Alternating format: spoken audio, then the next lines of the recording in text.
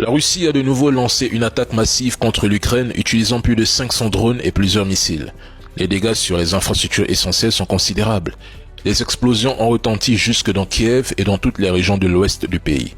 Des milliers de foyers se retrouvent privés d'électricité. Poutine prévient les Occidentaux. Si les négociations échouent par la volonté de Zelensky et des dirigeants européens, la Russie atteindra ses objectifs militairement. La seule issue pour l'Ukraine, c'est la capitulation.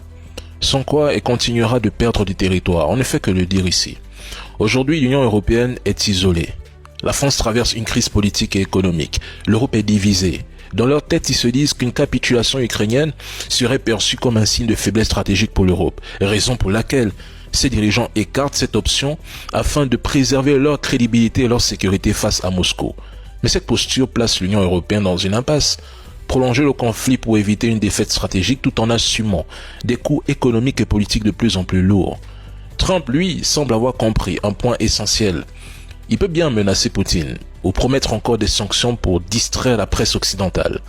Mais en Alaska, tout a été dit. Et il sait que tant que la Chine et l'Inde continueront d'acheter massivement le gaz et le pétrole russe et de commercer avec Moscou, eh bien les sanctions européennes auront un effet limité. 18 paquets de sanctions et toujours rien. Ça ne réveille pas les trolls ?